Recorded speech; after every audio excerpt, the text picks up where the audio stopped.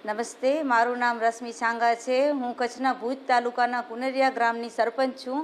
અમારા ગામમાં 3521ની વસ્તી છે અને અમારું નાનકડું એવું ગામ આદર્શ મોડેલ વિલેજ તરીકે ઓળખાય છે। એના માટે અમને ગામની સાથે સાથે સરકારનો પણ સારો એવો સહયોગ અમને મળે છે, કારણ કે જે સરકારની અવનવી યોજનાઓ છે, વિવિધ યોજનાઓનો લાભ જે ગામના લોકો લે છે, એના માટે અમે સરકારનો પણ ધન્યવાદ માનીએ છીએ। અમારા ગામમાં 100% શૌચાલય થયેલ છે અને જાહેર શૌચાલય પણ બનેલા છે।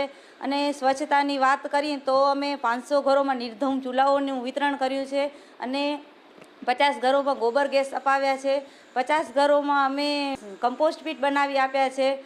500 ઘરોમાં અમે સૂકો કચરો અને ભીનો કચરો અલગ રહી શકે એવી ડસ્ટબિનનું વિતરણ કર્યું છે। અને સફાઈ માટે બીજી એક સારી એવી વાત કરું તો આગલા જ મહિને અમારા ગામમાં સરકાર તરફથી અમને ગાડી મળેલ છે, જે ઘરે ઘરથી કચરો લઈ અને ભીનો સૂકો કચરો અલગ કરે છે અને ઘરે ઘરથી લઈ જાય છે।